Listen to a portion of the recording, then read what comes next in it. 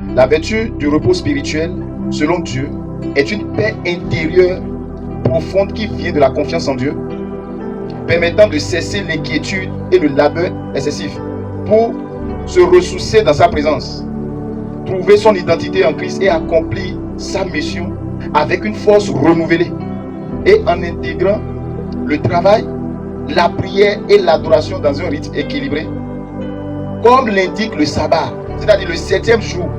C'est le jour du repos qui procure une paix intérieure et une confiance en Dieu, te permettant de cesser toute inquiétude et t'amener dans la présence de Dieu pour être renouvelé. Donc le repos, c'est d'abord un commandement divin basé sur la création. C'est un commandement divin. Dieu dit que le 7e jour, après avoir achevé toute la création, il se reposa. Et il dit, vous sanctifierez le jour du sabbat. Dans Exode 31, 14, il a dit, vous sanctifierez le jour du sabbat. Celui qui ne va pas honorer le jour du sabbat sera puni de mort. Donc la vertu du repos ne se limite pas seulement à une simple cessation d'activité, mais constitue un acte de foi et de renouvellement, et permettant d'écouter la voix de Dieu. C'est-à-dire que dans le repos, tu apprends à écouter la voix de Dieu. C'est pour cela Matthieu 11, le verset 28 dit, Jésus a dit, venez à moi, vous qui êtes fatigués et chargés, je vous donnerai quoi? Le repos. Le repos se trouve en Christ. Après qu'on travaille, on doit avoir le repos. Parce que le repos te permet de renouveler ta force. Le chiffre 7, c'est la fin d'un cycle, le renouvellement. Ça te permet de te concentrer et de faire quand même le bilan. Mais c'est dans la présence que tu reçois une nouvelle force pour la continuation. Alléluia. Donc, le sabbat était instruit par Dieu. Et le sabbat signifie la libération. Le sabbat signifie la libération, le jour consacré au Seigneur. Donc nous devons consacrer le jour à Dieu. Un jour doit être consacré à Dieu. Et en Israël là-bas, le sabbat était les samedis. Et ça commençait un vendredi soir au coucher du soleil, à partir de 18h comme ça, jusqu'au lendemain le samedi, à l'apparition de 3 étoiles. On dit que le sabbat est fini. Et quand on honore le sabbat, on ne travaille plus. C'est pour cela que vous allez voir, même dans le désert, quand le jour du sabbat s'approchait, Dieu disait à Moïse, dis aux enfants d'Israël, quand les vendredis venaient comme ça, là, ils doivent amasser la manne en abondance. Pour que le sabbat, il ne sorte pas. Donc le sabbat, on adore Dieu. Et quand on parle vraiment du repos, ce n'est pas le fait d'aller rester inactif. Non, le repos de Dieu ici voudra nous demander de travailler, de l'adorer et de prier pour que dans sa présence, notre force soit renouvelée. Est-ce que nous comprenons? Je voudrais que vous compreniez ceci. Le sabbat est un commandement divin à respecter. Et le chiffre 7 est tellement puissant. Dans le livre des autres chapitres 23, le verset 10 à 11, on a un commandement que Dieu a donné qui s'appelle l'année sabbatique.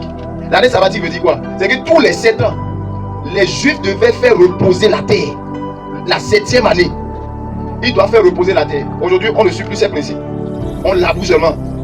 Gloire à Dieu. On ne respecte plus rien. Or, quand tu cultives une terre, la 7e année, tu dois laisser reposer la terre pour que les pauvres, les gens qui n'ont rien, viennent graner, manger dans ton champ. Ainsi, la terre va se reposer et te donner encore plus de graisse la seconde année où tu vas continuer par le faire. Mais aujourd'hui, la terre est stérile parce qu'on ne lui donne pas le repos. On ne respecte pas les lois. Ah, Seigneur, aide-nous. Gloire à Dieu. Donc, 2026 te donnera le repos. Dans le livre de Deutéronome 15:1, il dit tous les 7 ans, tu feras relâche. C'est-à-dire, même si ton ennemi, même si un créancier te doit, au bout de 7 ans là, tu dois laisser la personne. Tu ne dois pas garder 7 ans là, c'est le repos. Est-ce que vous voyez? Donc tout ce qui t'a manipulé, fatigué, 2026 là, tu auras le repos au nom de Jésus. Donc, le 7e jour, qui est le sabbat, reçoit 3 activités qu'un enfant de Dieu ne doit jamais oublier. Pourtant, Dieu a dit de ne pas travailler. Mais ici, ce travail consiste à rester dans sa présence. La première des choses qui est très très importante, le jour du sabbat, est que l'enfant de Dieu doit apprendre à faire des actions de grâce. C'est le travail que Dieu nous demande ça. Amen. Donc l'action de grâce, la vertu de l'action de grâce est une attitude fondamentale de reconnaissance, d'amour et de dépendance envers Dieu, qui transforme la vie en louange, en adoration et en générosité. Dans 1 Thessaloniciens chapitre 5, le verset 18, il dit rendez grâce en toutes choses, car c'est à votre égard la volonté de Dieu en Jésus-Christ. Donc nous devons apprendre à rendre grâce. L'action de grâce te protège de l'orgueil et de l'amertume. Quand tu rends continuellement grâce devant Dieu, Dieu ouvre l'abondance sur ton chemin. Et c'est pour cela que vous allez voir, quand Jésus a demandé de rentrer chez lui, Pierre dit non, on ne peut pas, parce qu'il se fait tard déjà. Et Jésus lui dit, mais comment on va faire? Il dit, il y a un petit ici qui a 5 pains et 2 poissons, le chiffre 7. Quand Jésus a remarqué que c'était le chiffre 7, qu'est-ce qu'il a fait? Il a rendu grâce. Il n'a pas prié. Si vous connaissez les codes spirituels et vous mettez les lois en pratique, vous serez toujours des victorieux. C'est ce qui nous manque. La connaissance nous manque. Et on refuse de chercher. On veut que tout tombe du ciel. Ça ne marche pas comme ça. Il faut prendre son temps dans l'intimité avec Dieu, avec le Saint-Esprit, pour avoir des révélations et les mettre en pratique pour avoir la victoire. Gloire à Dieu. Les enfants de Dieu n'aiment pas chercher. Nous n'aimons pas chercher. Donc Jésus, quand il a vu les 5 pains de poisson là, il a levé le panier. Il a seulement rendu grâce. Il dit, Père, je te rends grâce de ce que tu as donné la terre donne le blé. Et il a déposé. Donc, Juillet 2027, tu dois rester continuellement dans l'action de grâce. Parce que l'action de grâce te protège de l'orgueil et de l'amertume. Parce que quand tu ne rends pas grâce, tu finis par tomber dans le piège de l'autosuffisance. Ah, j'en ai déjà, je n'ai plus besoin de rien. Et que Dieu nous aide. Gloire à Dieu. Alléluia. Donc c'est très important de rendre continuellement grâce. Car c'est la volonté de Dieu en Christ.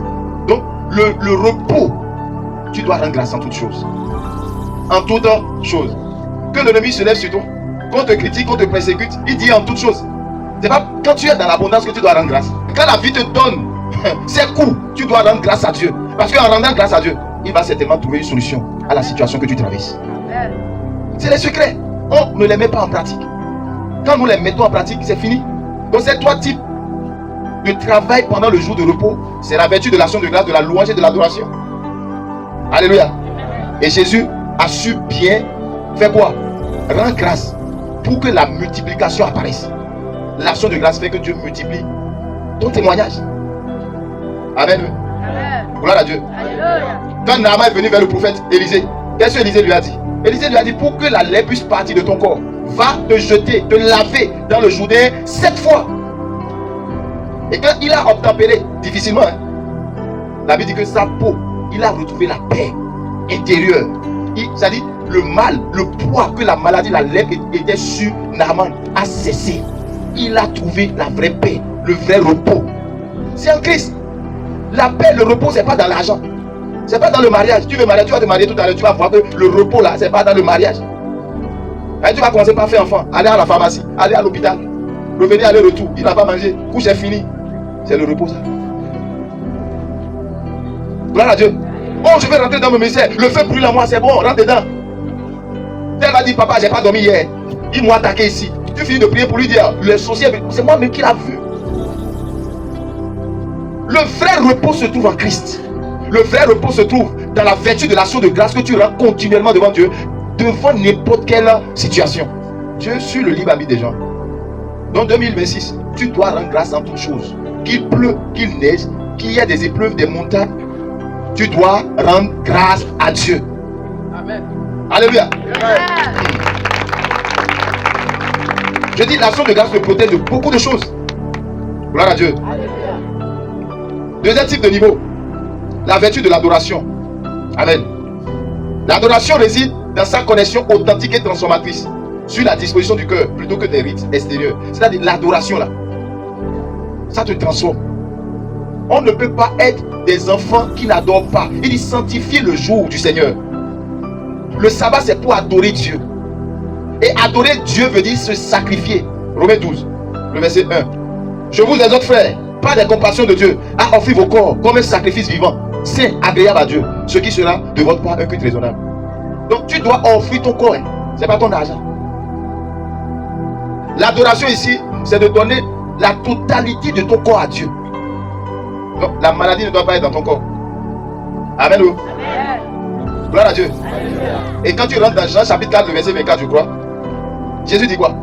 L'heure est arrivée où les vrais adorateurs vont adorer le Père en esprit et en vérité. Et quand tu as parlé à Abraham en disant à Abraham, amène-moi ton unique et tue-le-moi. Quand Abraham voulait partir, il a dit à Sarah, je m'en vais adorer.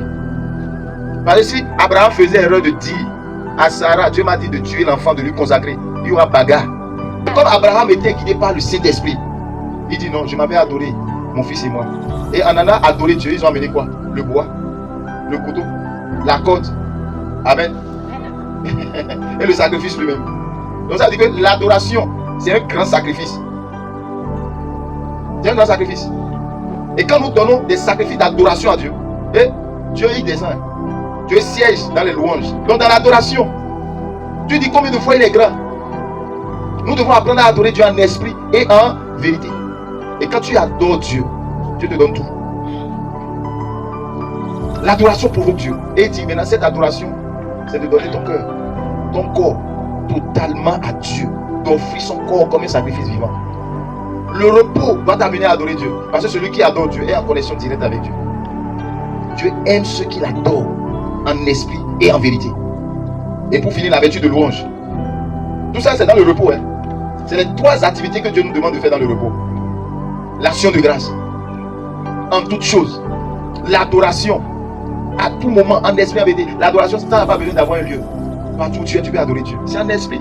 Rentre dans ta chambre et adore Dieu. Donc, la vertu de la louange réside dans sa capacité. Le 3e type de travail que Dieu nous demande en 2026, c'est de le louer. Que Dieu nous donne la louange. Amen. La louange n'est pas limitée seulement aux instruments. Le fait de dire merci Seigneur, c'est une puissance. La louange est une arme spirituelle. Dans le combat spirituel, la louange réside dans sa capacité à être une arme spirituelle puissante. Très puissante. Que nous devons utiliser. Et remarquez ceci. La Bible dit que Paul et Silas étaient emprisonnés. Ils n'ont pas fait de choses.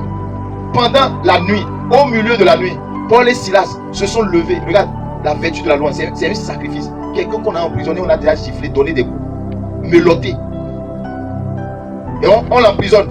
Et il attend minuit et il commence par louer Dieu. Donc, dans tes douleurs, quand tu peux donner une offrande de louange à Dieu, c'est fini.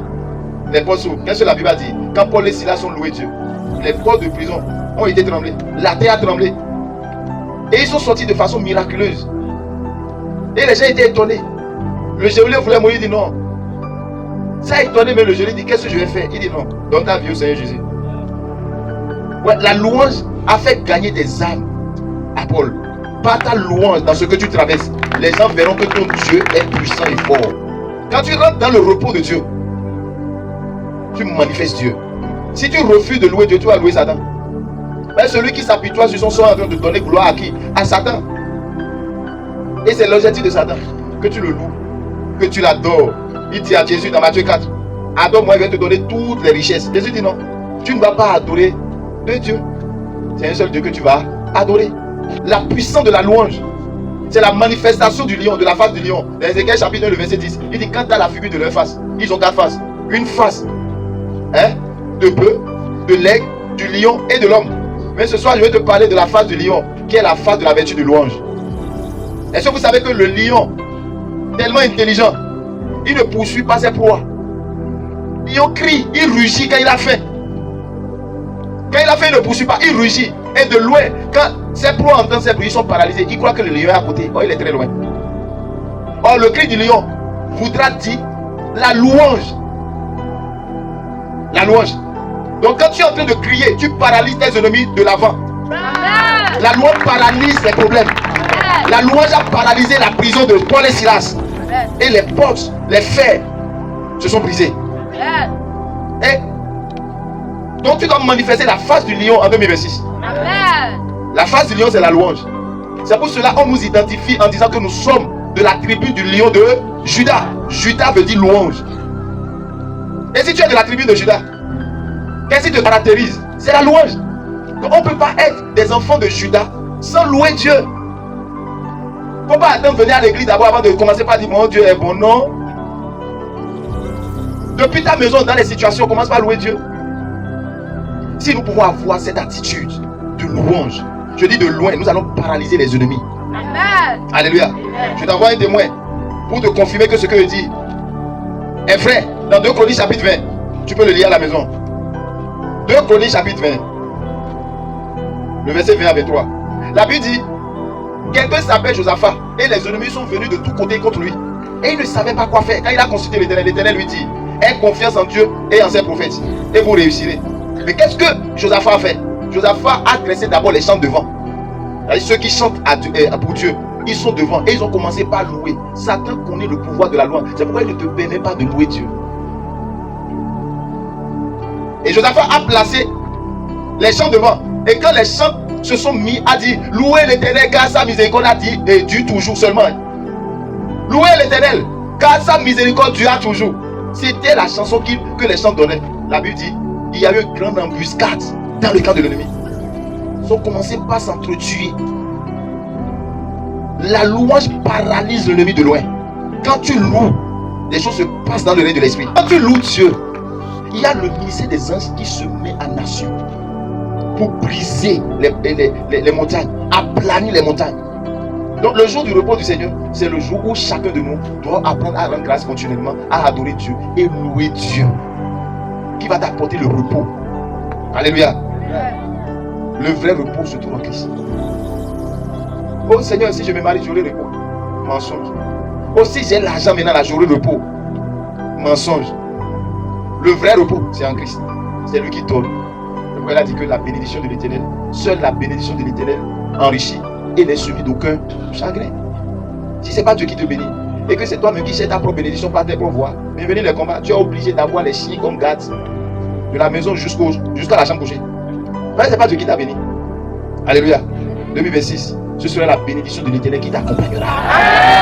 Alléluia. Que Dieu te donne cette paix intérieure. Dieu te donne la paix. Le vrai repos. Il dit venez à moi, vous qui êtes fatigués. Donc tant que tu n'es pas fatigué, Dieu ne te donne pas le repos. Donc Josaphat a eu la victoire à cause de la louange. Apprenons à dire merci à Dieu. Apprenons à dire merci à Dieu. Parce que l'adoration, la louange, l'action de grâce ouvre les portes à Dieu à faire plus. Et quand tu donnes l'adoration à Dieu, quand tu loues Dieu, quand tu donnes action de grâce, Dieu renouvelle tout dans toi. Parce qu'on l'a bien dit. Que cela te permet d'accomplir ta mission et d'avoir une force renouvelée. Donc, Dieu nous accordera le repos après tant de travail acharné. Dieu te donnera le repos. Pas pour que tu ailles dormir du matin au soir, mais pour venir dans sa présence et lui dire Seigneur, je te rends grâce parce que les biens que tu m'as donnés ne m'appartiennent pas. C'est pourquoi la Bible dit honore l'Éternel avec tes prémices et tes dîmes et tes greniers vont regorger du mot. Alléluia. Donc nous devons apprendre à honorer Dieu. Arrête de parler de tes problèmes. Loue Dieu. Arrêtons de nous plaindre, de murmurer. Les enfants d'Israël ont manqué de louer Dieu. Après chaque miracle que Dieu fait, ils ne louent pas Dieu. Bien aimé, que le Saint-Esprit nous accorde la grâce de le louer. La louange, l'adoration, l'action de grâce là, est la nourriture de Dieu. C'est sa nourriture. Donc, c'est pas, Dieu ne mange pas l'argent. Dieu ne mange pas poulet. Donc, quand tu refuses de témoigner, de faire action de grâce par rapport à ce que Dieu t'a fait, tu as privé Dieu de nourriture. La gratitude est le secret de l'abondance. Continue sur ta vie. Tu veux un miracle continu? Rends grâce à Dieu.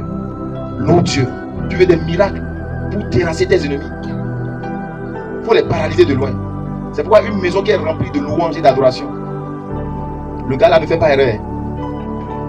Il passe à gauche et tu passes à droite. Quand tu loues Dieu, l'atmosphère de Dieu règne dans ta maison. Quand tu refuses de méditer sur tes problèmes et que tu loues Dieu et confiant tes problèmes dans la louange à Dieu, Dieu règne tes problèmes. Nous devons honorer Dieu. Nous devons louer Dieu pour que sa grâce continue dans notre vie. 2026 là, pardon. Ne crois pas que ce serait facile et rose. Mais Dieu te promet qu'il sera avec toi dans ce combat là. Et tu auras pour toi. Il y aura une distinction entre ceux qui servent Dieu et ceux qui ne le servent pas. Il a dit, à toi de commencer par dire merci Seigneur pour la guérison. Merci Seigneur pour cette situation qui est venue. Mais quand tu rends grâce à Dieu par rapport à une situation qui est venue, il te donne la solution. Regardez la femme sunamite. La Bible dit que l'enfant qu'elle a eu a dit ma tête, et l'enfant est mort. Elle n'a pas crié. Qu'est-ce qu'elle a fait? Elle a envoyé ses serviteurs aller chez le prophète Élisée. Et il ne revenait pas. Il dit à son mari, je m'en vais rencontrer l'homme de Dieu. Son mari lui demande, qu'est-ce qu'il y a? Et tu veux aller rencontrer l'homme de Dieu. Or, ce n'est pas le jour où on rencontre l'homme de Dieu. Regarde, son fils est mort, l'unique fils qu'elle a est mort. Et son mari lui demande, pourquoi tu veux aller rencontrer le serviteur de Dieu? Elle dit, tout va bien. Ah, quelle foi! Et c'est à cause de ça que l'enfant est ressuscité. L'enfant n'est pas ressuscité parce que Élisée est venu et coucher sur l'enfant. Et la Bible dit que l'enfant a éternué 7 fois. Je me trompe. 7 fois l'enfant a éternué. Donc, parfois nous croyons que c'est des prières qui nous guérissent. La guérison, la résurrection de l'enfant est due au fait que la maman a dit au premier abord que tout va bien. Donc quand un problème vient là, dis c'est pas grave. Dans c'est pas grave là, Dieu te donne la solution. Mais quand tu dis ouais, si à moi ça doit arriver, le Saint-Esprit te déconnecte. Tu n'as plus la solution. Imagine si la femme là avait dit, voyez mon enfant, j'avais dit à l'homme de Dieu de ne pas me donner un enfant et passé, elle était vieille. Mais elle n'a pas dit ça. Elle a eu la foi. Elle dit tout va bien. Non, tout va bien là. Comme c'est ici, elle a dit, et c'est tombé dans les oreilles de Dieu. Dieu a dit effectivement tout ira bien pour toi. Il a bien précisé. Tout ira bien pour toi. Donc apprenons dans les situations, dans les épreuves par lesquelles Dieu nous fait passer pour atteindre la gloire, à louer Dieu. Un enfant de Dieu qui est en Christ n'a pas de problème. Non, il n'a pas de problème. Nous devons changer de mentalité. Nous n'avons pas de problème. Ces problèmes-là sont des tremplins pour l'ascension. Parce que tu ne peux jamais grandir avec Dieu sans difficulté. Tu deviens maître, tu deviens Dieu sur terre. Que le Saint-Esprit nous apprenne à adorer, à louer Dieu, à être reconnaissant dans peu de choses qu'il nous fait. Celui qui ne sait pas dire merci pour le peu qu'il a ne peut pas rendre grâce. Il fait automatiquement son ciel. L'action de grâce maintient le ciel ouvert de la multiplication et de l'abondance sur toi.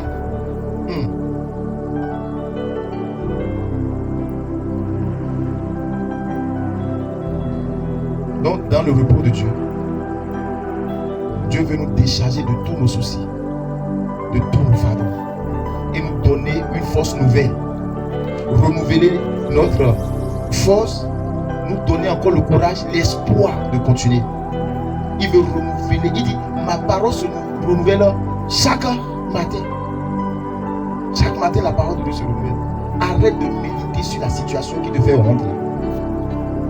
Dis merci à Dieu, parce qu'en toute chose, Dieu t'apprend. Dieu t'apprend. Que le Seigneur nous aide. Alléluia. Gloire à Dieu. Est-ce que tu vas vivre comme Paul et Silas ce soir? Durant toute ta vie, en 2026, là, que la louange ne manque pas dans ta bouche. Janvier, il faut louer Dieu. Février, loue Dieu. Rends grâce à Dieu pour le son de vie, pour ce qu'il est en train de préparer pour toi. Rends grâce à Dieu en toutes choses. Et tu verras que Dieu sera de ton côté. Parce que le repos va te permettre de bien adorer, de bien rendre grâce et de bien louer. Rentre dans le repos. Que tes finances rentrent dans le repos. Que ton foyer rentre dans le repos. Que ton entreprise rentre dans le repos. Que tes enfants rentrent dans le repos de l'Éternel. Le repos de l'Éternel.